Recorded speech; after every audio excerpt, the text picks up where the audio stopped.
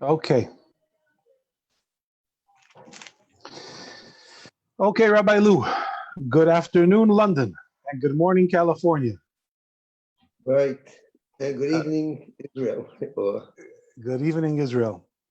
Thank you very much, Rabbi Lou, for agreeing to join us in the attempts to schedule this. It has come to my understanding that you are a incredibly busy man. I don't think since Yubad L'chaim Tovim Rebbe Meir Kagan, I haven't seen somebody so busy. So it means that our appreciation for you joining us is all the more. So Yasher Koyach, thank you very much. I feel flattered to be compared to Shmuel Kagan, but even though it's not deserved at all, they say a real busy person has time for everybody. Exactly. You are you're compared to Shmuel Kagan, and you're in a company of all stars, because these interviews started with my father, and then we went to Rabbi Moshe Feller, and next week in Mirza Hashem will be Rabbi Osher Zeilengold. And in the middle of them all is Rabbi Shmuel Lu. So I feel it's very good. It's a very, very good lineup of people to hear from. To me, these are some of the best examples of the Rebbe's people. The Rebbe's people, even if you or they don't hold themselves to be the biggest chassidim in the world, but you're definitely the Rebbe's people. The Rebbe shaped you and molded you and gave you your jobs, and it's very special to be able to talk to you and to hear from you. So Rabbi Lou, when did you start in London? When did you go to London?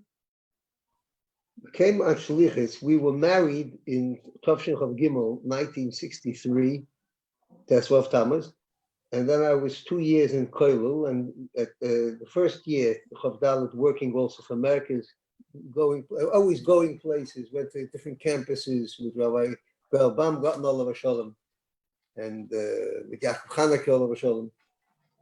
And I arrived in London on Rosh Chodesh Elul Tovshin Chav Hey.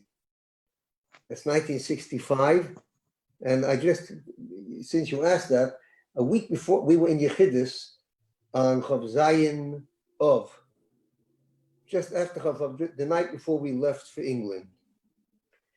And one of the things, this was a very major Yechidus, where the Rebbe gave a basic mission statement. But one of the things the Rebbe said, I just wanted to share it out there, is the words were, Elul and Tishrei is as man mesugul to Tomet Yugend.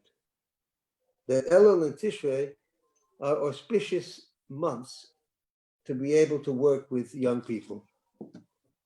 And I think the Rebbe was saying that you're going in a good time. You're going in an important time, and I always try to think of this when it comes to Elul and Tishrei. So you went there in 1965. Yes. That is a long, long time ago. Baruch Hashem. No disrespect. That's just a long time ago, 1965. There's nothing disrespectful about time. You went in Elul of 1965. That means. Chodesh Elul, I arrived in London. Chodesh Elul 1965. That means that about a month later, Moshe Feller brought tefillin to Sandy Koufax. Right. Exactly. Which we spoke about with Rabbi Feller. Great story. But that was Yom Kippur of 1965. 100%, yes. Yeah. So just before we continue, I'd like to just mention to you, just so you'd remember and you know, that when I'm talking to you about who impacted you, and I want you to know that if someone would ask who impacted me, I would have to start with your son, Mendy, who was my teacher in 4th grade and 5th grade and 6th grade and 7th grade in Minnesota. And without getting into all the beautiful details, he was such a gifted teacher that his effect is still felt today, all these years later, without any exaggeration. So whatever you did in raising him, I appreciate it, because it gave me some good years in Cheder. Thank you very much.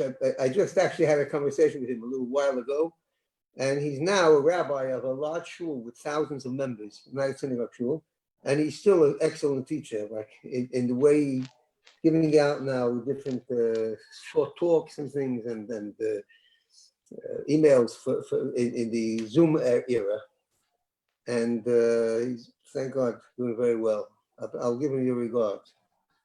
Yeah, I think that if he has a shul with thousands of members, they probably are not giving him as hard of a time as we gave him in Cheder. And we were only like 11 children, but we probably gave him we gave him a run for his money, but he was very good. And I got to tell you, just to be a little bit more specific, his chush from the perspective of a student was that he respected the students. He made us feel like mention. Although he was very strict, but he made us feel like human beings, not like, he didn't make us feel like he has no patience for us, or like he was doing this of tziyotze zayin, or that he was sick and tired of us. It was always with derech eretz, and it made us feel like $1 million. And that's why we wanted to learn from him. And we learned a lot from him, not only in the classroom, but from in shul. We all imitated him, how he davened. Of course, he was imitating the Rebbe, and we were imitating him. And the list could go on. But anyway, I just wanted you to have this nachas. And I'm sure you knew it already, but I had to tell you. Thank you very much.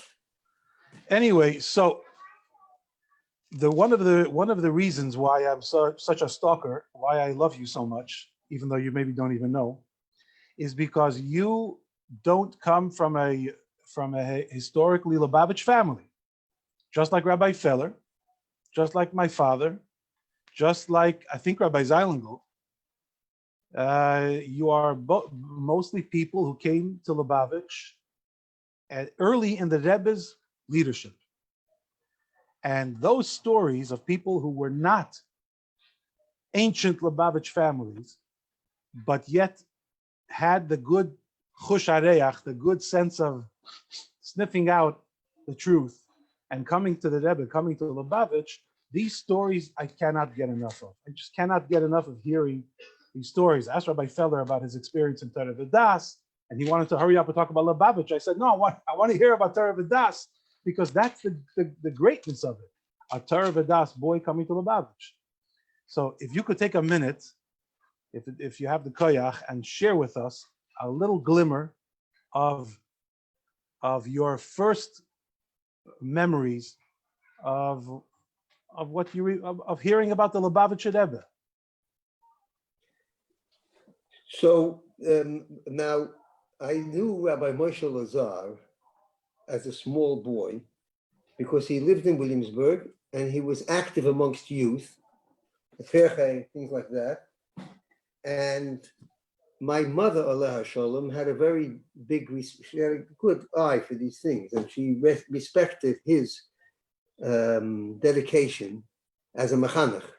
You're talking about somebody who knows how to relate to children and holding his ground. You just said about Hassan Mendy, and we went to camp, myself and my younger brothers, for the first time in Tovshin Tes Vov, 1955, Camp Aguda.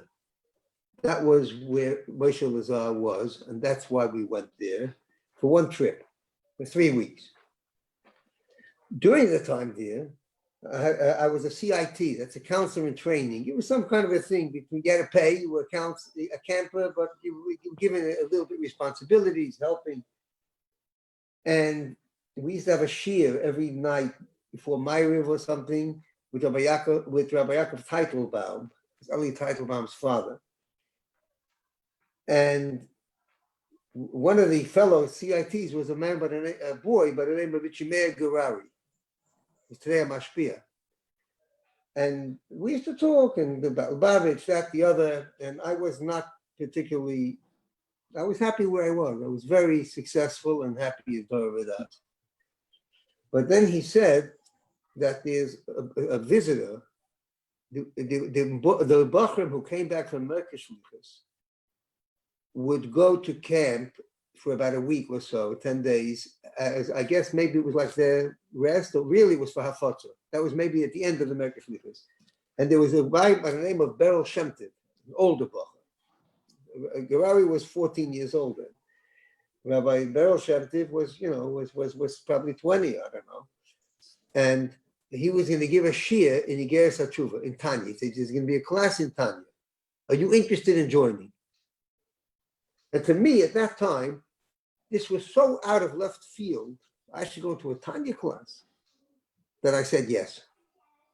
And I joined, and we learned through Igeres HaTshuva that summer. Afterwards, I got a Shana Tova from Rabbi Shemtiv he was a Bacher then, with a small black pocket-sized Tanya, probably the earliest edition of the pocket Tanya. And then I got an invitation from Shmuel Gerari to come to a Farbrengen of the Rebbe on Simchas Beis HaShoeva, which was the second night of Sukkot, of Chalamoid Sukkot, Tovshin Tezayim.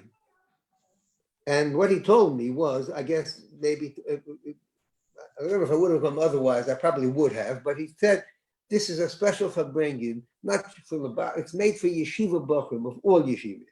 It's a universal thing, and come along. And that was, so I lived in Williamsburg. I went by bus to 770, the Sukkah and Shalash there. And that was the first time I saw the Heilige Eugen of the Rebbe. This was 64 years ago. And I remember the first sikha that I heard. I was standing from a distance. And that year, Tezayin, I went, and they also organized a Tanya shiur in Torah Vedas, in the dormitory on a Wednesday night. There was a Tanya shiur. Actually, it was a network of shiurim. And so I was going to the Tanya shiurim that year, and I went to 7 Farbrengens that year. Simchas Beis HaShoeva, which I went by bus. Yutes Kislev, which was in a hall, the Gayhart Ballroom on Most Street at Eastern Parkway. Yud Shvat, Tovshin Tezayim. Purim, Tovshin Tezayim. All those three were in a hall. Then Achron for Pesach, I walked from Williamsburg. That was like a major step. It was a 45-minute walk, or 40 minutes, whatever it was, a couple of miles. It's a 3-mile walk. And I went there for that Farbrengen. And there was Koshel Bracha, and Rabbi Beryl Shemtiv made it his business to take me and a chaver of mine from Torah Vedas, Yosef Nachman Rattenberg, so Lang Gesund. He lives in Baltimore now. He introduced us to the Rebbe and asked for a bracha that we should be Chassidish Bachrim. And the Rebbe said, this is the first word that I heard from the Rebbe, was indirect. He said to Beryl Shemtiv, Ich bin maskim, no ze dafen maskim sein. I agree, but they have to agree. And that was Achon Shel Pesach. Then I was there Shavuos, Tovshin Tezayim, walked also. And that was the famous Farbrengen, because the Rebbe said to my mother, and he sent shluchim to Israel in the aftermath of the Ritzicha in Kfar Chabad, the terrorist act where the Yad HaChamisha famous thing. And then Yud Beis Tammuz, Tovshin Tezayim, which was also in 770, the summer months, from Achron Shel Pesach through Shabbos Bereshis, the Farbrengens were in the Shalash, in the big courtyard, which is basically the first section of the shul. And then the other ones, it was too cold. That's why they were in halls. An interesting point is that Camp Gan Yisrael was just starting then. Moshe Lazar. So I went to Camp Gan Yisrael then. Without Camp Gan Yisrael, I probably would have, I would always have a positive relationship with Chabad. But it was going to Camp Gan Yisrael, which made a major difference. And the reason that we went there is my mother, Allah Shalom, said, you're going to camp again. So where you go? Where Moshe Lazar is. It was because he was starting this camp. So my two younger brothers, one was bar mitzvah in that camp. Both were Shabbos Nachamu Tovshin Tezayin and Shabbos Nachamu Tovshin Yuzayin. My two younger brothers had their bar mitzvahs in camp, and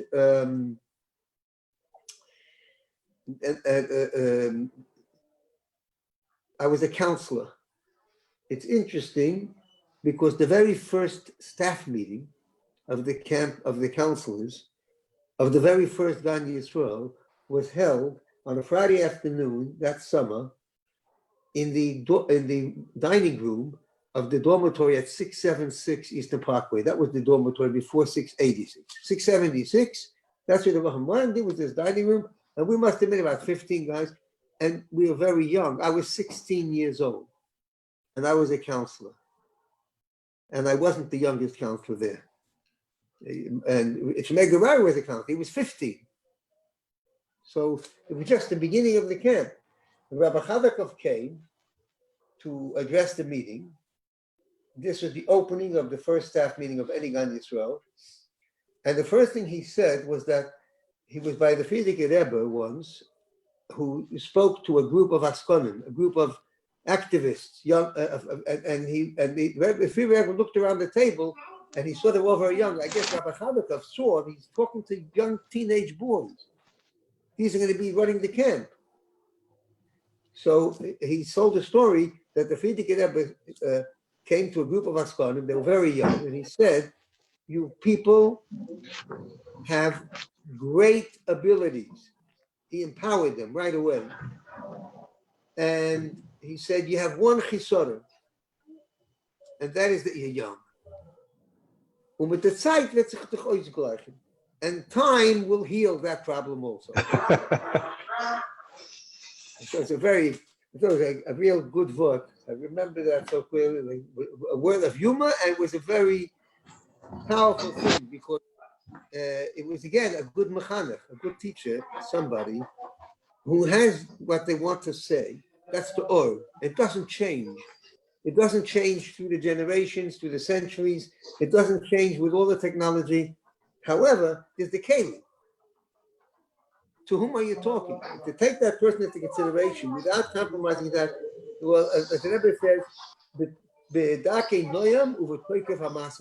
in countless places, the Rebbe says, the way to affect any problem is dafka through a pleasant way, a respectful way, but with the necessary perseverance and faithfulness. But I saw that from right then and there. He flattered us. He said, "You guys are capable, and you're young. Don't let your chisaron define you. Your milus is what defines you."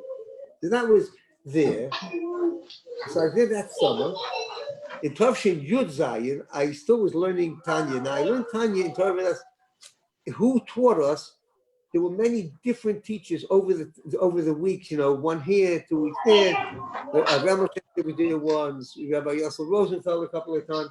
A few other people there, but the one who taught me for 2 years straight was Rabbi Gershon Mendel Gorella. And he had a profound influence on us, whoever was in his group. There were other groups run by Rabbi Moshe Bogomilsky and Rabbi Nachman Sudak.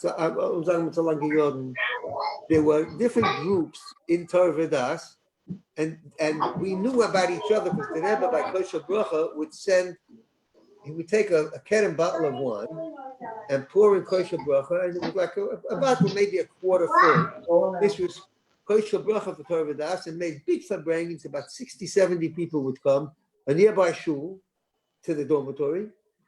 And I didn't sleep in the dormitory. I lived in Williamsburg, but that's where the shiurim were because the yeshiva didn't give us rooms to it. The principal once called Rabbi Feller and said, I hear you have clandestine meetings going on. So he said, Moshe Feller said, Rabbi, give us a room in the base medrash. We'll make it public. It wasn't a secret. We learned Tanya. And that year, I was known as the Lubavitcher in my class. Even I was in a class of about 25, 30 boys. I had Rabbi Shapiro, Oliver Shalom, very first of all, a Talmud Mufak of Reb Shimon Shklop. I remember once he said, Makish Yitzir LaHavaya, we were learning Yevomis. They turned to me and he says, he says, you think that just because I said the That word is funny. Hey, he knew. I was known as the person, but I never took advantage. For example, the Rebbe's Farbrengens, and that year I walked very often. Anytime there was expected Farbrengen on Shabbos, I walked. It's 770. I was there many, that's the Shabbos Mevorchim, that's Michael Mashmalon. But I was there like Shushan Purim Cotton, for example, Toshin Yudzayin. And this was a very powerful year in my life. I had a Yechidus for the first time in order that year. And This is Yudzayin. In my own mind, I was a person very close to Lubavitch. And it was after camp that year. And I was in Yechidus, I told the Rebbe said, this is mine, which ends in June, or whatever. They mentioned June. It was in Yiddish. The Rebbe said, you'll certainly stay in Torah Vodas. And I was, my father, Olav Shalom, was a beautiful, from Jew. He was a lawyer, came to America in 1917, studied at Fordham University Law School, and he passed the bar in 1928. And my plan was to go to college in the evening, to go stay in the base medrash, like almost my whole class did that. These became very choshev, some of them became Rosh Yeshivas, Magid Shiurim. Went Torah Vodas till about 5 o'clock in the afternoon. Then I went to night college in Brooklyn College. And I thought I'd do that, become a lawyer, from in Borough Park, whatever, And the Rebbe told me, at least 1 year, dedicate all your koiches to Limudei Kodesh. Maybe more. And at the end of that year, I wrote to the Rebbe, and after that, that's a story in its own right. I mean, the Rebbe answered me. I asked the Rebbe about going to Newark, and the Rebbe's answer on that part of the settle, this was Chav Gimel Elul Tavshin Yud Zayin. Newark or Montreal, Ka'atzas Horaram Sheyichye Mentler. Newark or Montreal, according to the advice of Rabbi Mem Mentler. So I figured that Rabbi Mentler, who knows the different virtues and limitations of each of those places, and he'll give me a faher, and he'll work out which is most suitable to me. I started looking over Nigla, Chassidus, Yevomis, all the things I was learning, ready for a big 1 hour, exam, 1.5 hour interview to assess which is the right place for me. And I came into the Zal in 770. This is Chafei Elul approximately, when I got the answer. Came a couple of days later, and I told Rabbi Mentlik, I wrote to the Rebbe, and I was planning to go to Newark to learn with Rabbi Yisrael Rosenfeld, Oliver Shalom, the Chabrusa, this, that, the other. And the Rebbe told me, look, I told him what the Rebbe answered me. So Rabbi Mentlik said to me, "Vos hast du geschrieben?" I said, I wrote to the Rebbe, but the plan to go to Newark. He says, "Du hast the Montreal? Did you mention Montreal in your zettel?" I said, "No, I didn't even know it exists." He said, "Montreal." The whole interview was approximately 60 seconds. And I thought always over the years that the Rebbe was telling me what a chosed is. It was telling me where to go. The Rebbe could have told me, go to Montreal. He said, Montreal, those were the words. And that year, Simchas Torah, before HaKofis, the Rebbe all the years had a Farbrengen, hours before HaKofis. And I'm going now to Tomchei Tamimim. I wanted a bracha, and the Rebbe was accessible at Farbrengens. People thought of the Rebbe as pretty remote, compared to Friedrich Rebbe, you just walk into the room, whatever.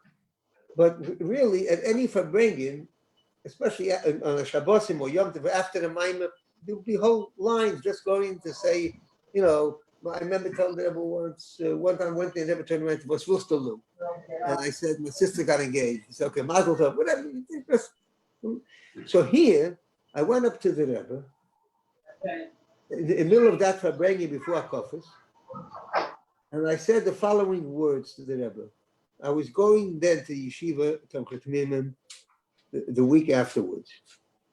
Ich will beten a bracha, ich soll haben Hatzlocha in Tomchet Mimim. Those were the words. I want to ask for a bracha that I should have success in Tomchet Mimim.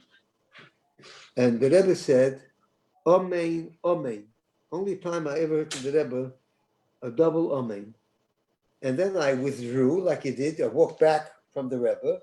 When I moved back a couple of steps, the Rebbe then sort of like called after me and said, "Dav step is euch ton dazu. You also have to do something about it." That was it. And I saw that. And over the years, I speak sometimes to Bachrim, but I see it to all of us, everyone, in our relationship to the Rebbe and discovering through the vision of the Rebbe the way that we can bring Geula in our own lives and to the world, to other people, through Vortes HaMayonis. The way is by appreciating, you've brought into something fantastic, a connection to the Rebbe. And the Rebbe is telling you, Amen, Amen. I don't just echo your bracha. I double it. But at the end of the day, Dav step is euch ton dazu. You have to be a keli. The aura is there, but you have to work on yourself and put in the effort so that you get the benefit from the bracha proportional to the amount of effort that you put into it. It's an infinite power, but that power is going to be subjective according to how you dedicate yourself at any given moment, or at any different tkufa, any different time in your life, to utilizing those powers. So the Rebbe, when you were standing behind the Rebbe, I want to go back to that. You mentioned very quickly, you were once standing behind the Rebbe to tell him something, and the Rebbe turned and said, "Was willst du lu?" No. Is that what you said? No, yeah, this was different time. This was 2 I years. know. It was a different time. Yeah, 3.5 years later. But just the expression. One of the times that I went up, the idea of coming up to the Rebbe and just asking for a quickie. They were not even 30 seconds. At a Farbrengen, there could be 30 people who might go up to the Rebbe. Usually it was right after the Maimah. People would come up, a quick thing, a Mazel Tov, a L'chaim, whatever it was. This stopped. I'll tell you when the Rebbe stopped it. I'll come back to what the Rebbe told me. But let me talk about the historic aspect. And Chof, Yud Beis Tammuz, Tovshin Chof Tes. I wasn't there. 1969. 1969, the Rebbe said a complaint. It was not in the official tapes. I just got a tape of it from somebody. It was removed from the tape. Very sharp it was. It was very sharp. But the Rebbe criticizing in a beautiful, loving, but sharp way, people for coming up about everything. He says, and he says, just because somebody else went up, a person feels that they have to come and show their face also. And the Rebbe said, nobody asked about Machshava Zora, let's say. It's Ian Tefillah. It says that there are 3 averos from which a person is not free every single day, and one of them is Ian Tefillah, the sin of not having proper concentration in davening. He said, we just davened Ma'ariv before this Farbrengen. Nobody mentioned that. He said, nobody mentioned. I just said a Maimah, and there's a lot of questions to ask on it. Nobody asked me a question, a challenge on what was the Maimah. All kind of personal things. He said, Shalom Aleichem, Daf Aleichem Shalom, whatever it was. And after then, after then, the rule became, I guess from the Vara Masada, but the rule became, that's what we were told, after then, no one can go up except a bar mitzvah or a chassan. In subsequent years, it became someone making a farbrengen in a place. That's when they had all the bottles of mashke. In the later years, like 10, 15 years later, that started. But like this, it quietened down. I always had my own machshava. Well, it was anyway a very useful thing because 6 months after then, 7 months afterwards, started the first shidur, which was Yud Shvat, Tovshin Lamed, Yud Shvat HaGodol. I mean the hookup. The hookups. Now, the Fabrenis could go many, many hours, but this was a lot of personal time. I don't know if this is a reason. This is, one of my personal role models in life was Muley Azimov, a really, really, really dedicated shaliach, because he was a Chassidish Yid and a head shaliach, but yet he was a very, very human. And there was two things that I read after he passed away. One of them is that when the Rebbe tells you something, don't try to understand it in Das Tachte. It's a fantastic insight, because if you don't drag it down to your level of understanding, because your level of understanding will be right, but that's not all of it. It's probably just a fraction of it. But anyway, I'm still saying, so I still have a Yetzer Hara to think. So it does Tachte. I was always thinking, the Farbrengens before Yud Shvat, Tavshin Lamed, there was a long interval between sichos. We ever said l'chaim, people came over, people spoke. The sichos were relatively shorter, not short, but they were maybe shorter. And once there was shidurim, the breaks between the sichos were very short. 10 minutes would be a long break between sichos. We're speaking most of the time. And if people were coming up with personal things, Rebbe was conscious of the fact that this is weekdays, it's being recorded or it's being broadcast. He mentioned that sometimes on Shabbosim, that he felt more comfortable, more intimate to say certain things that he might not have said. Rebbe says that in a number of places in sichos. So, but people would come up and would say, and it was accepted, and it was not just accepted, it was the norm. Until that Yud Beis Tam was Tavshin of Test. So one of the times I came up was probably, I might have asked for a bracha for a family member who wasn't feeling well. I remember one time coming up saying that my sister got engaged, asking for a bracha for her. And this might have been then, which would have been Purim Tavshin Chafala. It was if I'm banging around Chafala. And I came up from the Rebbe's right side this time. And the Rebbe would turn around because there were people there, the whole thing staying behind. He just said the words, "Was willst du, Lou?" I like, because times when they ever called me by name, it was something special. When he called me Shmuel, that was, maybe I can think of a handful or 2 handfuls maximum that I actually heard him calling me by name. It was just, these are not what really matters. Rabbi Lou, you think that when I hear you say that the Rebbe calls you Lou, that the Rebbe calls you by your last name, you'd think that there would be a sense of jealousy from one generation to the next.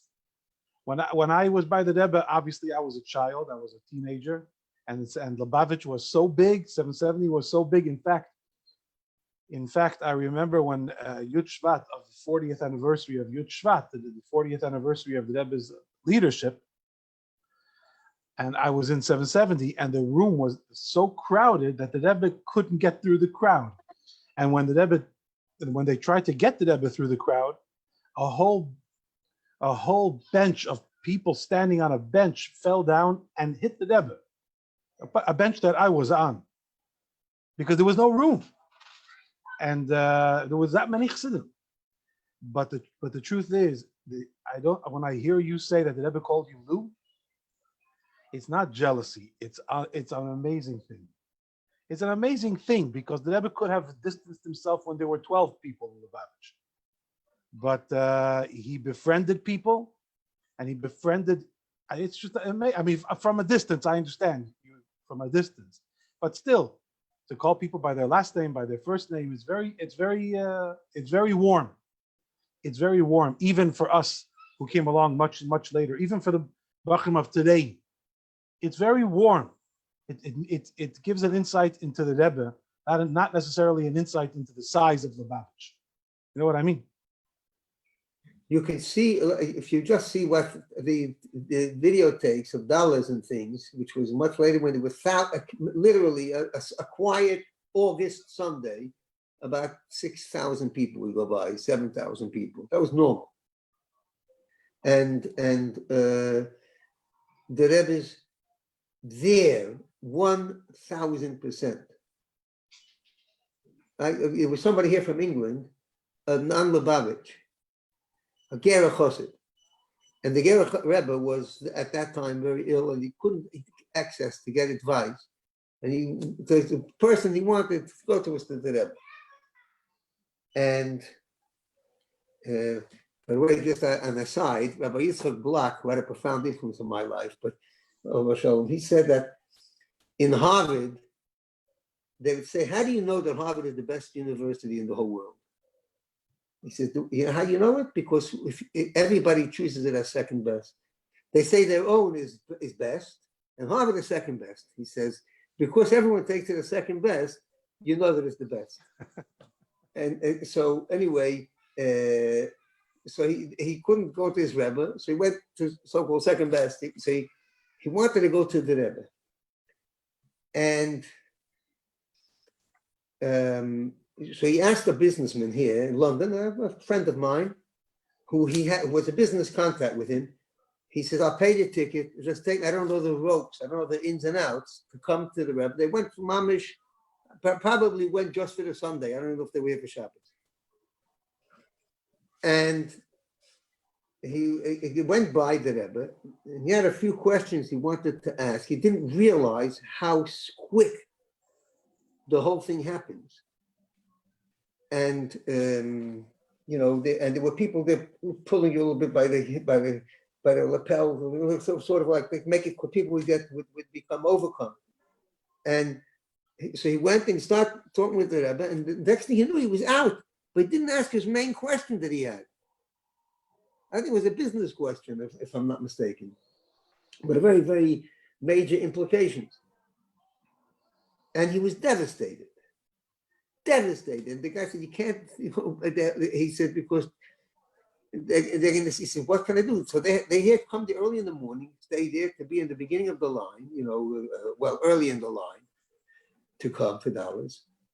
So his friend, his business contact, my friend, told him the only chance you have is to wait until almost everybody's gone. When the whole line from the street has gone inside, you join the end of the line.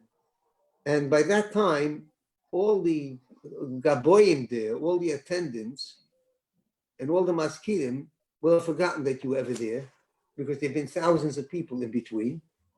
And they won't stop you. And then you can ask your question. So they did that. And then they went by, and he asked the Rebbe his question. They gave him the answer, which helped him his whole business. And then, as he was going away, the Rebbe called him back and says, here's another dollar for London. The Rebbe remembered. The Rebbe who was focusing on every person, so he remembered 6,000, 8,000 people later that this person had been there that day before, and that he was from London, and that he had given him $1 for London. And the Rebbe says, noch $1 for London. I told him before he left. Now the guy was nispor from that more than from everything else. So the Rebbe's very, very personal connection, and that connection, I know from many people. The people who saw the Rebbe were there, they say, okay, you saw it, you were there. But those people might have withdrawal symptoms. To other person, his connection. But I promise people, you'll have a personal connection, not just you learn the Rebbe's Torah, that's his Tashkos Pnimis. And for that is hundreds of thousands of people, like Kochen in the Rebbe's Torah. But you want a personal connection is also accessible today. And I believe it happens through a combination. Learning the Rebbe's Torah, which is an absolute must, and doing Avos Yisrael, Miftzoim, and having a mashpia. Things which the Rebbe called the Bakosha Nafshis, they're touching the point of the Rebbe. So then your connection is not just a general one, but it's a personal one. And I'm telling you, I was once for America's Mentors, and they had a thing, they had more veteran, more experienced shluchim would give advice to other shluchim during the Knesset shluchim. And I was given 6 people, 3 different questions that, 3 different issues of shlichus. One was the relationship between a head shliach and a shliach and somebody who's under him. One was about how to take people from stage 1 to stage 2, and one was how to negotiate between home life and shlichus life, especially young new shluchim that just operating from home. And I had such a guy. He was in a very, very remote city. And I did this by phone, by the way, because that was the only shluchim I ever missed, because I had I had cellulitis. I couldn't travel. But I spoke to him on the phone. And I asked this young shliach, he's a man, do you ever see the Rebbe? And I believe he said he didn't. And I said, how did you get to such a place there where there's probably 500 Jews living up to a half hour's ride from where he lived? Most other places, there's a community, something. He said, I wanted to go on shlichus. And I wrote to X number of head shluchim. And I said, please give me a place to develop. And this shliach, head shliach, sent him back an answer. I don't know if the other ones answered that, with, I think, something like 6 or 12, I'm not sure, 6 or 12 places. He said, here's 6 or 12 cities over here, which if you want, it's a total on up to you. And he did his homework on it. It was before Google days probably. And he went, and he's there, by the way. And I've heard from people who he was Makav, who knew me from England from 50 years ago. And then I asked him, did you ever see it? He said, no.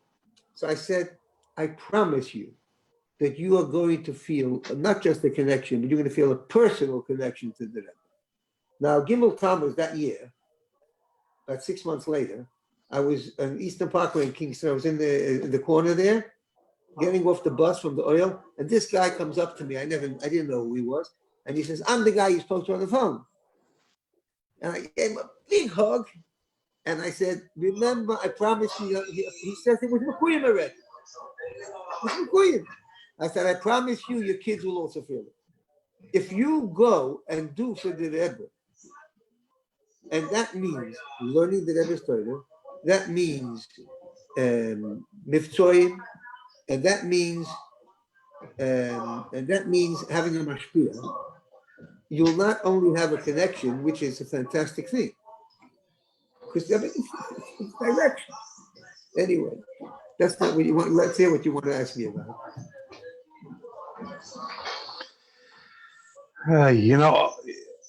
I just want to make an observation. Moshe Lazar was a Lubavitcher, yeah? When you first met him, he was a Lubavitcher Bocher? Yes. And he was a head counselor or a counselor in Aguda camp? He was an organizer there, but he was very active in the Pirchei Agudas Yisrael in Williamsburg. And there the Gudim we sang at the Shalashudis was Chabad Nigudim. I didn't know that. And we had a Shia Derech Mitzvah Friday night. He was teaching Chassidus the whole time there. It was a vehicle for Afatzas HaMayonos. Right, but it's interesting because it's a little bit of an extinct phenomenon that a Lubavitcher would be running a program for a non-Lubavitch organization. In other words, in your day, there was a lot of crossover. There was a crossover between Lubavitch and Aguda. There was crossover between Torah V'das and Lubavitch. There was a lot of cross-pollination that was bringing people to Lubavitch. Mashenkin today, Baruch Hashem, Lubavitch is very, very big. But there's very, very little crossover. Everybody is Tachas Gapnev, Tachas Teinosai. Everybody is in their camp, and there's very little crossover. So you don't have the same phenomenon of people like Rabbi Feller and Rabbi Lou and etc. coming to Lubavitch. It's just that Lubavitchers are Baruch Hashem having children, and Lubavitch is growing Baruch Hashem.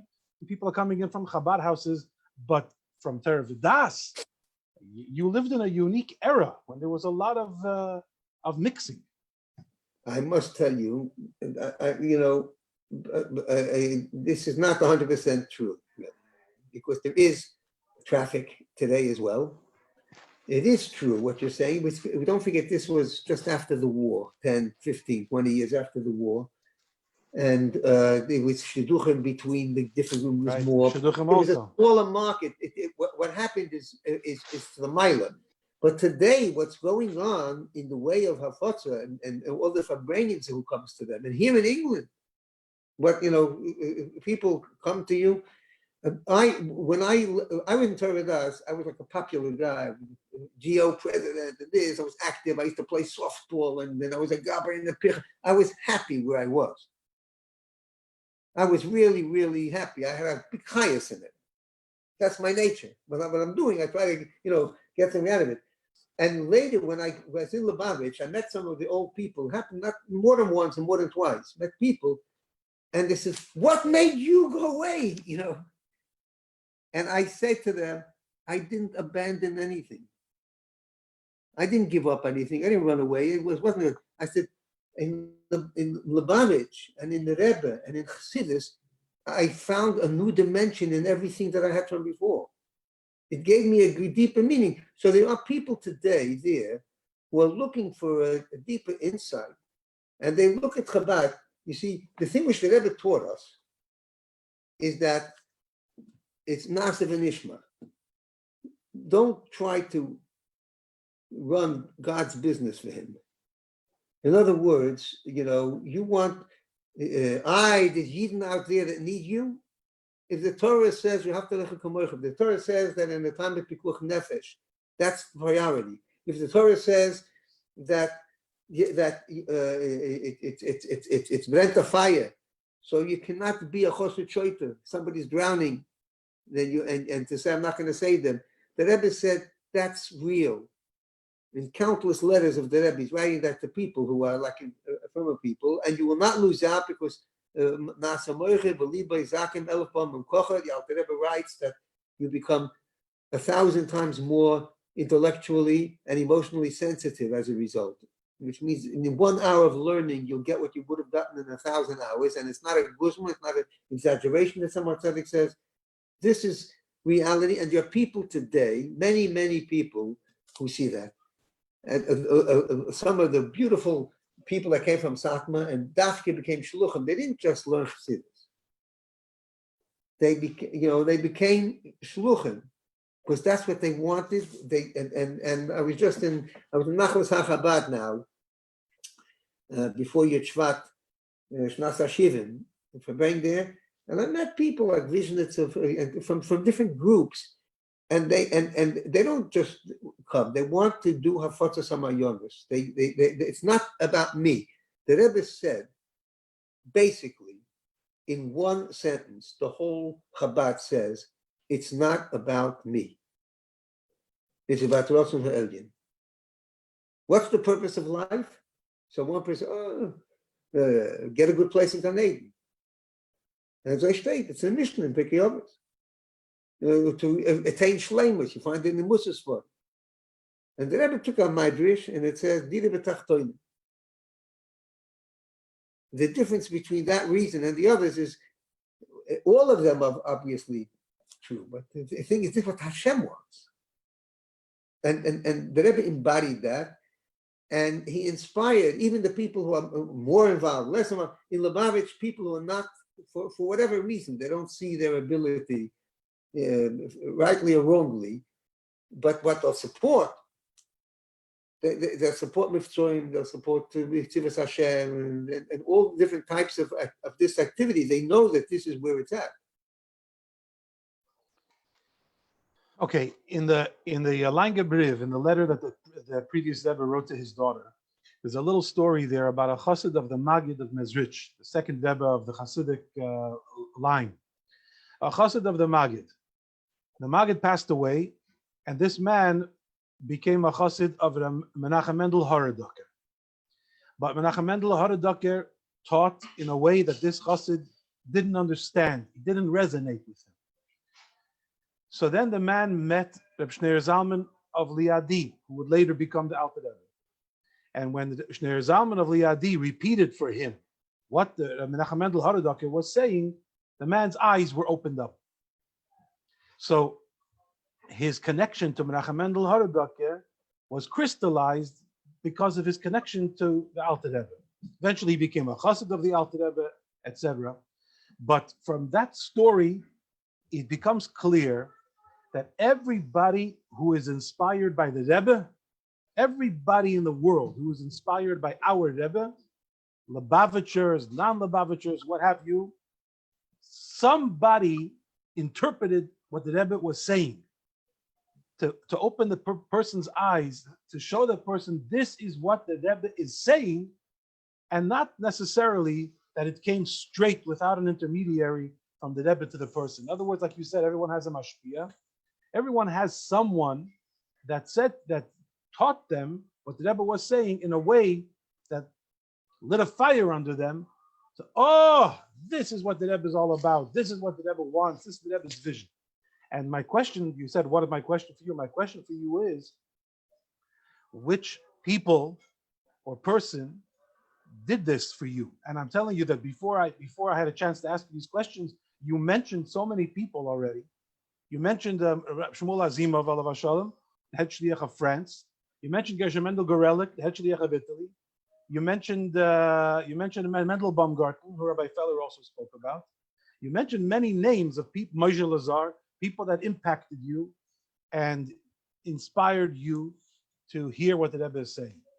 But I want to ask you in particular, if we have enough time, or at least to get started, about a chassid who lived in London, I think during the same time that you lived there, a chassid who's legendary in Chabad.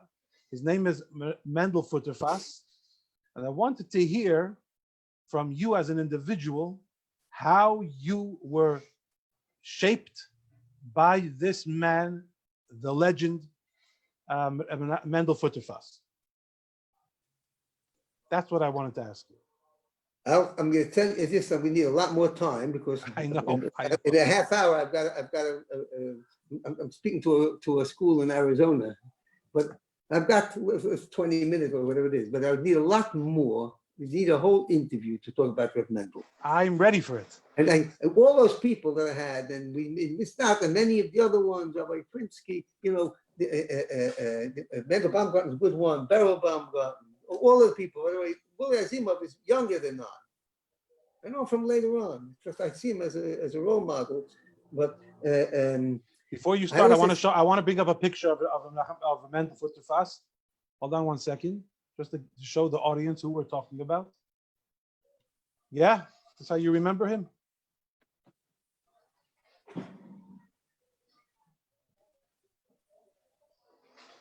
Yeah. So now I should speak.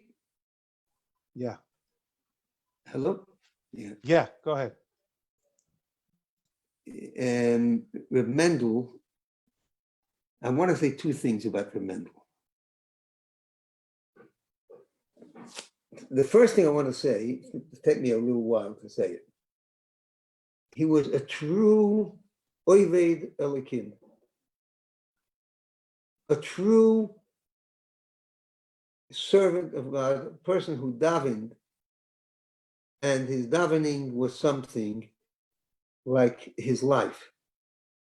And he did it he told me that he did it in the camp when they had when he was in Siberia. So they had at 6 o'clock in the morning, they woke up and they had to walk 3 hours to the forest and then cut down wood until 3 in the afternoon. And then they walked back 3 hours. And so there was every night one of the people in that barrack, let's say maybe there was 50 people in there, I don't know, 30 people. I didn't ask him how many. One would have to stay up as on duty that night, a shema. And that person didn't have to go out to work the next day. He had a day off. It's like the councils, we used to have the council had a day off, but the day before they had to be OD in Camp Dan Yisrael. Anyway, Lahavdil. So Reb Mendel asked the person who was OD for that night, please wake me at 5, not at 6. And you can go to sleep an hour earlier, and I'll do your job. And that hour he davened. And one day he was davening, and in came from those were from the prisoners, but there was also the general guards that would come from time to time, I guess maybe every couple of weeks, every couple of months, just to make sure that somebody was awake or everything.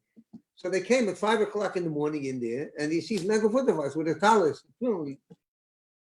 And he says, what are you doing? He says, I'm praying to God. He says, it didn't help you much, did it? This communist says. So Mendel said, what do you mean? He says, you're a prisoner. So Mendel said, you're a prisoner.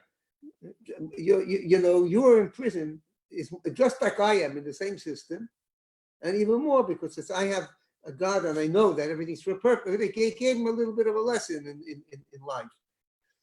So Mendel Futterfass, a person that gave up his personal comfort for so many things, not only the stories that he kept Shabbos and he kept Kashrus and these kinds of things, Pesach in the camps. Here's the thing, he took an initiative. He added to his day an extra hour to daven. His davening reflected that throughout his life, that attitude. He was at the same time very down-to-earth person. He ran a business here in England. He was very human. He was a pikeach nifla. I don't know if I ever met a person as clever, as quick-witted, really, really smart, and as insightful in understanding people. And at the same time, he had an Avos Yisrael, a true level. He once said that if I bring him, at night, from a whole day of working and learning, whatever it is, I sometimes am saying Krishna and I doze off before I can say, I sit down to say Krishna and I doze off before I have a chance to say Krishna. But I never fell asleep. Shema before going to sleep. The Shema Yisrael before going to sleep at night. The Shema that you say before at bedtime Shema. In Chabad and Nusach at the beginning, you say, I hereby forgive everybody who might have slighted me today, etc., etc. He said, I never fell asleep before that part. I might have fallen asleep before I said Shema, but I would never fall asleep before saying, I forgive anybody that did anything to me this day. And he meant it. He was a person who cared. I should tell you the last thing I ever heard from him, but he would say very often, quote from Tanya, Igeres HaKodesh, Siman Chav Beis, where it says that a person who has a negative thought about one's fellow should push it out of his mind, kemachsheves avodah zora mamish, literally as if it were a thought of idolatry. That's fantastic. People talk why Chabad doesn't emphasize Lashon Hara. They have a right just about thinking negative about somebody, and it's like a machshavas avodah zora. The Mendel Futterfass, I heard that from him, I don't know how many times. That quoting that Tanya. The last words that I ever heard from him, it must have been about a week or two before he passed away. I went to visit, not a lot less than I should have, but I went, from time to time. I went every week, once a week maybe. just to pop in and say hello and hi, whatever. He was very weak. The last words I heard from him was, felt Bruderschaft. We're lacking brotherhood. But we need to improve in caring, in empathy to each other. That's what he lived with. The Mendel Furtefas was a chassid of the Rebbe, of total dedication. He was in that start. You had your missing them, and a different chassid was all spiritual. Mendel Furtefas was spiritual, but his life was mainly in the down-to-earth areas. But yet it was his essence which permeated and which shone through every aspect of his life, his business life. You know, when the 6-Day War broke out, so I was here, and it was like a new thing. The Rebbe said, put on film with Eden. It was like telling people to go to Mars. There was no precedent for that. Forget about going up in the street to people. The whole idea it was not a lawyer here told me that the Rebbe turned the clock back until the Rebbe came out with Miftah Film. This is a non-Lubavitch person from a non-Orthodox background. He said nobody didn't put on film. It was not on the map at all. In 1900, people didn't put on or did put on. In 1965, it wasn't expected even. And the Rebbe suddenly, he said, even the people who declined, God forbid, he said they were forced to have a relationship to film, even in the negative way. So Reb Mendel saw this right away, and he phoned up a business contact, a member of Reform here in England, and said, I have to see you. And the man was a businessman running a complex business, and he drove to Stamford Hill. It was about an hour's drive each direction.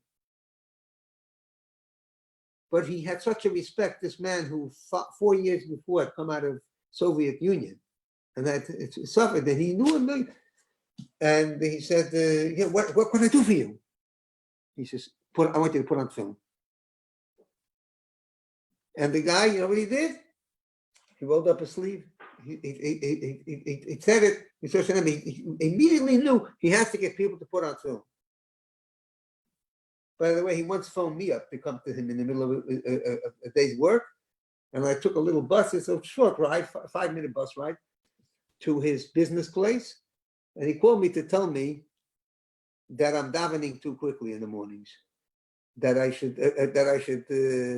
not taking the davening seriously enough. And had a profound influence on me more than anything. Of course, he called me to come, and he's telling me I'm not. It was, to me, it was a whole message.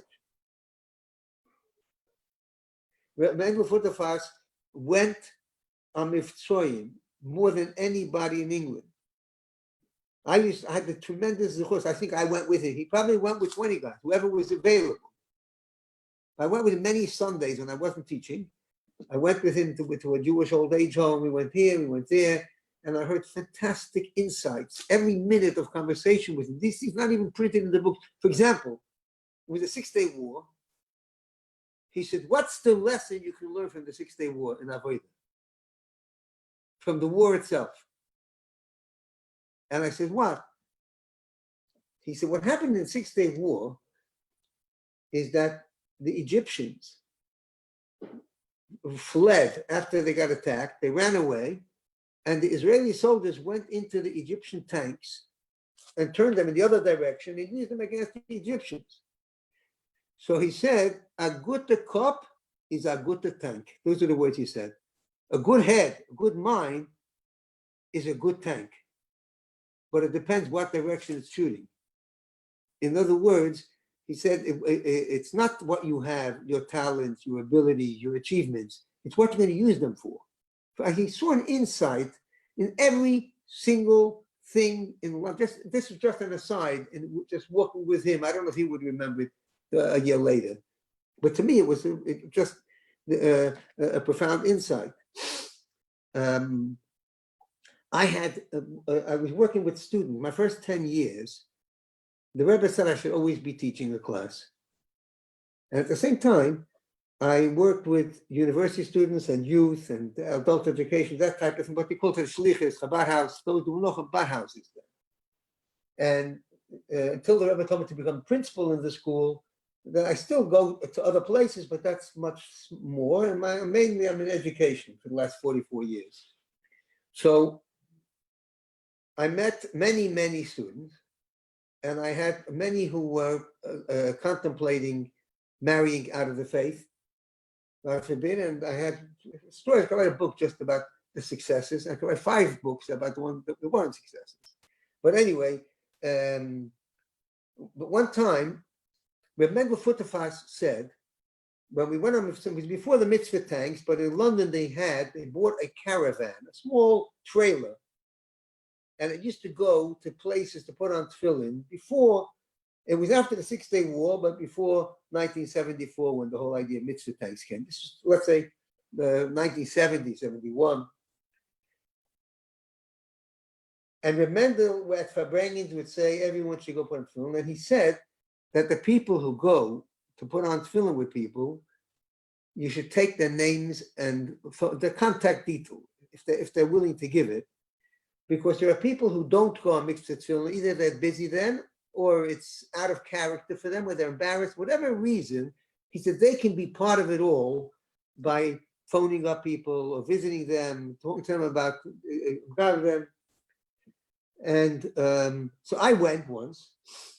It was at Chodesh Elul, and I got a guy, and it turned out, I put on film with him, and I said, do you mind giving me your address? And he says, I live in this. It turns out this man lived on my block. I lived number 48, he lived number 40. I said, I live number 48. He said, oh no. He right away was like, he wasn't looking for a long-term connect. I said, let's get together. I come once a week, Sunday, to put on tefillin. And he said, it's not just the tefillin. He said, it's the whole education. I have no background. So I said, okay, we'll take 20 minutes and we'll study 15 minutes. Okay, come for the tefillin. So I used to come with him for the tefillin. This went on for a couple of years. Then he bought his own tefillin. The end was he was wearing a tefillin every day. But at some stage, he told me he had an only child, a daughter, and she was planning now to marry out. And he wants to write her out of his life and nothing more to do with her. Disown her completely. That's it. And he asked me for advice. So I said to him, I have to think it over. I'll come with you with an answer next week. Because I had dealt with many people, young students themselves, but I had not dealt with a parent of a student, how to relate to it. This was a new field for me. So I had to ask an expert who understood the modern world, who understood where this guy was coming from, who understood the student and everything else. And I decided my expert is Reb Mendel Futterfass, who didn't speak a word of English and everything. It came from Russia, the Gulag. And I went in, and he immediately said he shouldn't break with her. The marriage is not going to last. He said, he explained to me an insight. He said 100 years ago, when people married out, they were making a statement against the whole background, the whole family, the whole religion of Yiddishkeit. He said today they fall into it. It's not because they want it, just it happened. And the majority of marriages, especially that type of marriage, does not really last. And he should keep the door open. But he's the person I went to, and he gave me an insight which has helped many people. Yeah, it needs.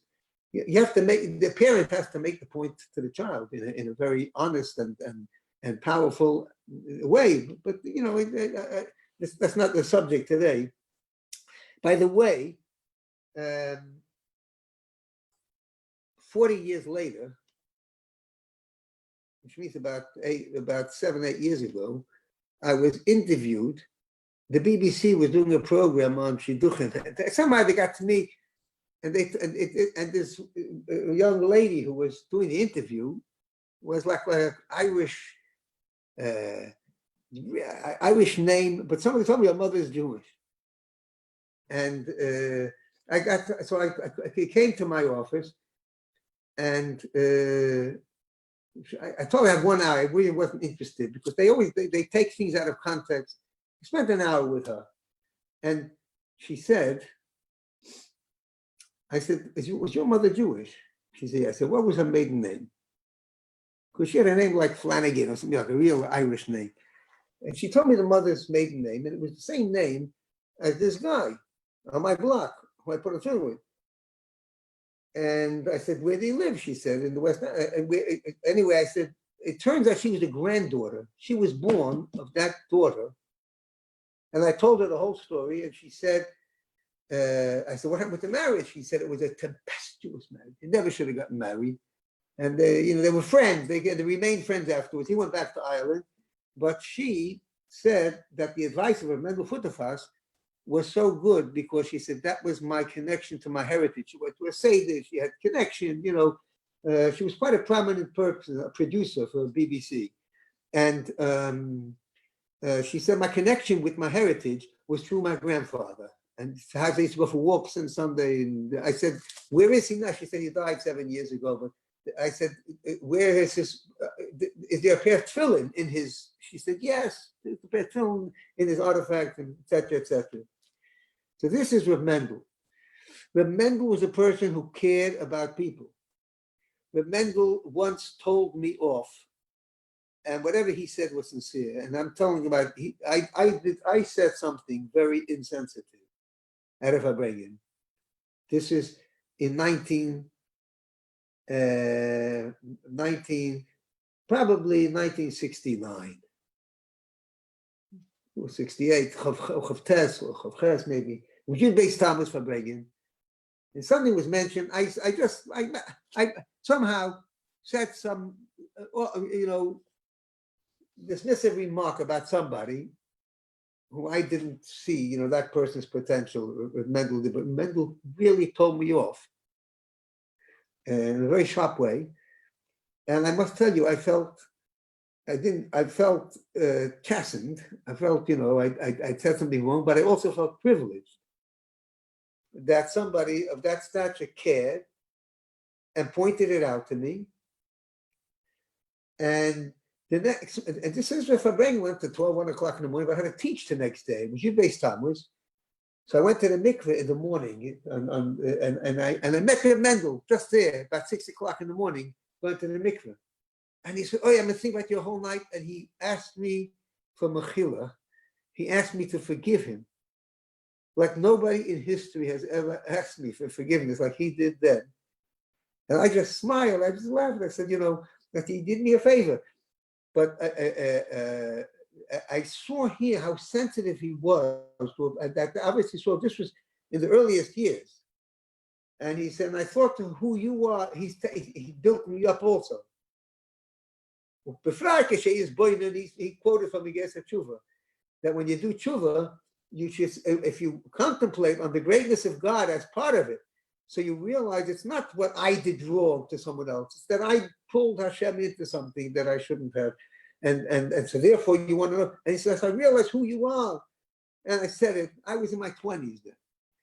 And here's this person who was legendary. I heard about him when I was in Yeshiva in Montreal, years before, 15 years before, 5 years before he came out of Russia. I never dreamt I would ever meet him. This was with Mendel. He was a person that the Satmar people didn't believe in going. It was a principle to them not to go and put on tefillin with people. And I want you to know that Mendel Futterfass studied Chassidus with Litvish, with Geres, with Satmars, with all of every group. And the Mashgiach of the Satmar Yeshiva in London himself not only got involved in Mivtzoim, but he went with the tank. It's unbelievable. Anshe Avshola.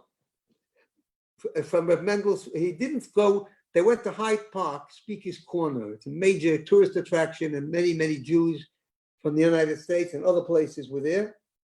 We used to go there Sundays for Mitzvah film. And And this Mashiach, he wouldn't go out and call people in. He was a very, very spiritual person, very edel, big Talmud Chacham, and a big chassid, this Satmar guy. But he was inside the tank. He needed people working the tefillin. You had to come in. That he did. When somebody came in already, he put on tefillin with him. So he was part of it. But Mendel Futterwas told me, right after the 6-Day War, I was walking with him down Stamford Hill. I remember where I was when he said it. And he said to me, if every frum Jew would do what the Rebbe wants, I promise you that in 5 years' time, there will not be a single Jew who's not frum. He understood right away the opportunity. He also said, that's one of his one-liners. He said, another one-liner was, he said, a person who meets a Jew and does not offer him to put on tefillin, either he doesn't understand or believe the power of tefillin on a person's spiritual life, or he's like a person in the desert with a big tank of water and he won't give it to a person who's dying of thirst. One of those two. Mendel also, I'll tell you just a little insight, but we're going to have to go in about 3 minutes. In the later years, he would walk to Lubavitch house from his son Reb Beryl Shlita Futterwas house. But it was hard for him to walk already. And then he stayed down until 3, 4 o'clock in the afternoon. And then he would be next door to Lubavitch. For earlier times, it was in Lubavitch itself, and they had food in the fridge, and some people would look after him. There'll be young people would look after him and make sure they had. And it was one Shabbos, there must have been a Sheva Bracha, a mitzvah. There was some Farbrengen taking place not in the shul, in the local shul. And I think it was me. I came running in just to see Reb Mendel after the Farbrengen on the way home. And he said, what happened at the Farbrengen? I said, a fantastic story. And I told him a story we heard at the Farbrengen, and he was very interested. Now, then I left at some stage, and then Tali Lowenthal came, a half hour later maybe, and he said, how happening? And he told him the same story.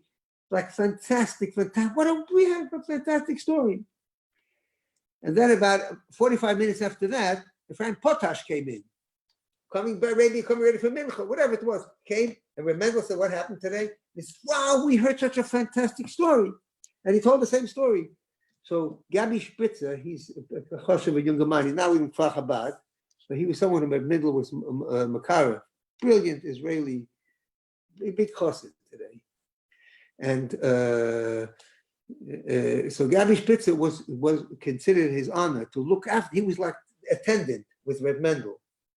So when after all the 3 guys left, he said to Reb Mendel, I have a question. What's the question? He says, I'm astounded at your patience. He says, what? He says, 3 guys came in, and every one of them told you the same story, and you resisted the temptation to tell them, I already heard it. You listened from beginning to end without making a comment, all the 3. So Mendel said to him, Gabi, I heard 3 different stories. That was the insight. He said it wasn't the same story. How I interpret this, Mendel Futterwas saw the essence of chinuch, of education, of hafotza, of being makara people, is that the light, the or, is infinite. It's timeless. It's eternal. It's non-changing. The keli is the vessel, the instrument, the language. Today you have to speak in English. For another person, you have to speak in Japanese. Different places, you have to have the language. You also have to have the right language for that generation. You have to. I'm a principal of a school. I know I have the same desires and everything, but I have a different way to talk to kids in 2020 than in 1990, for example. It's with the same message. So the art is being able to perceive and to be able to be sensitive to the keli, and sensitive to the recipient. Where are they at? The message I have, it doesn't change. So if Mendel had that incredible insight into people, he said, I heard 3 different stories, even each one telling the story was actually telling something about themselves as well. And through that, seeing the story through the lens of A, B, or C is a different story, a different message. One more, but I can't. Is that behind you? There's a picture of the Rebbe with. Is that a Mendel? I'm going to show. I have 2 pictures that I would have Mendel. This one, the colored one, I'll show you both in a second. Someone gave me as a gift. Anytime you see a picture of a Mendel at the Rebbe, extremely focused and serious, very, very intense, very spiritual, very receiving. This is a rare picture because Mendel is in a half of a smile. A half of a smile at the Rebbe. Why would he have a half of a smile? It's what the Rebbe said 5 seconds before that. He went by the Rebbe for Dallas, as I said, thousands and thousands of people, maybe 10,000 people came that day.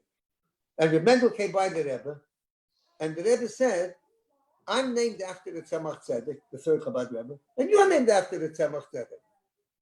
It's a sign that we're connected. And then the Rebbe said, which is a very cryptic message. May the people, those who lie in the dust arise. That's called Tchias HaMesim, resurrection. Reb Mendel passed away exactly 1 year and 1 day after the Rebbe. Dalet Tammuz, Tavshin Lunei. So I have here always reminding me, Reb Mendel, I have a more conventional picture where he's standing by the Rebbe for Dallas, more serious. I'll show that first. That's black and white. And then I have the other one, which somebody, maybe it was one of his grandchildren, gave it to me as a present. They didn't realize how much I appreciated it. By the way, I heard from a very famous journalist here in England, of the Times of England, but he's a Jewish man. He said, when you go on Zoom, he said, you have to be ready for one thing. The people are focused on the background. He said he made a song about it. He had an event with his family. He said, I made sure that it was a blank wall behind it. The song by mitzvah. This is number 1. With Mendel. Do you see it? One second. Oh, yeah, 1 second. Okay. Do you see it properly? I'll move it over a little bit move it over a little bit. To the side, other side.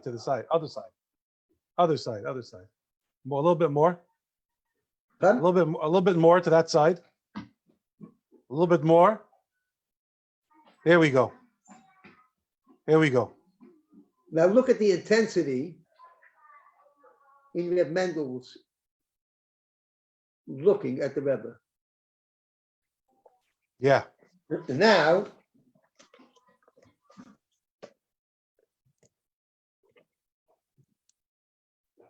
yeah. You see what I mean? Yeah.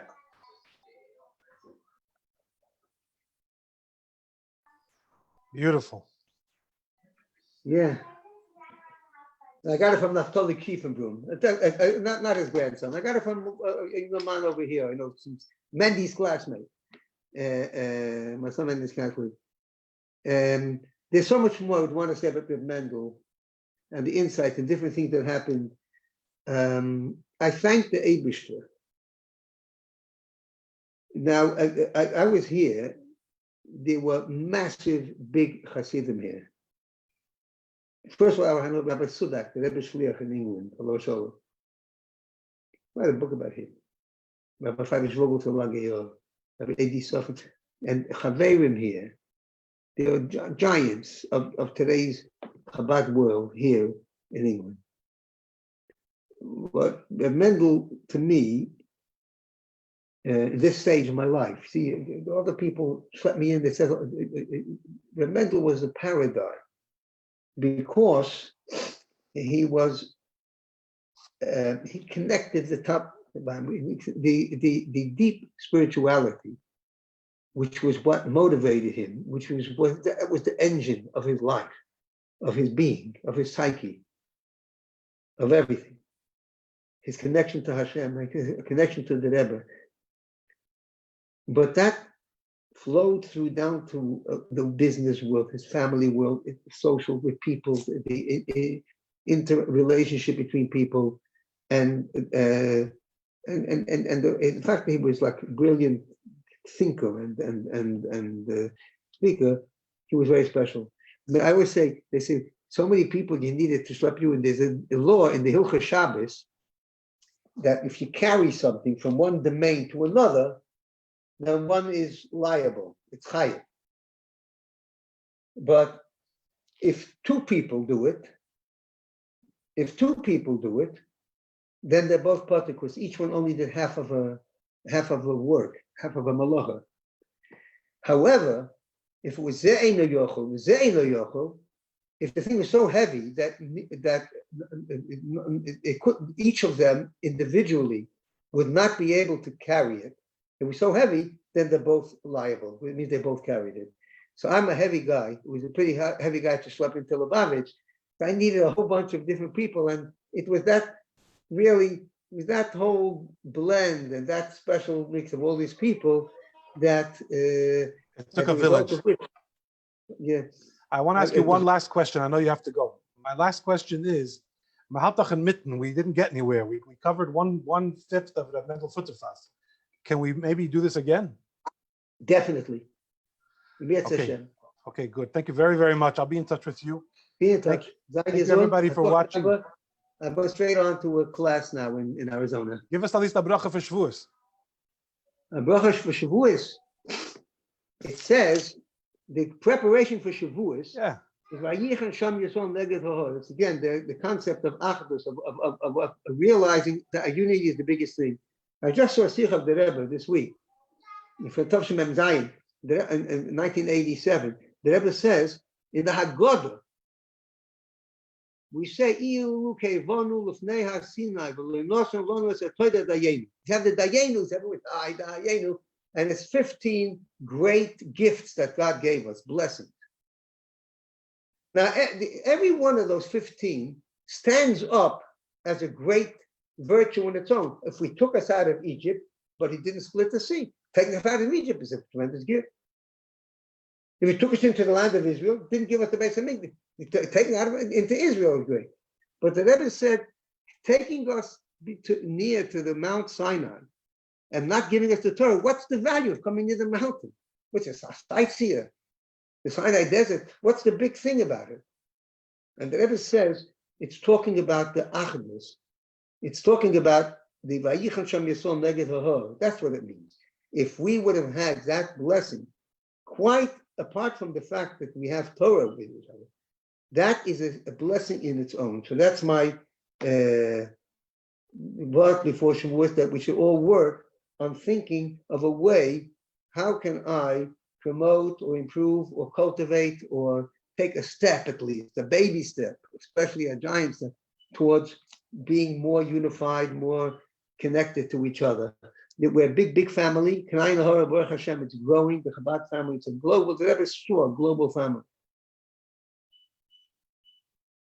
He said, people went across the world. My son-in-law, Yosef Lipsky, he said, what kind of blessing is Ufaratsta? Father tells his children, may you be spread out all over, not near. You say you be near each other.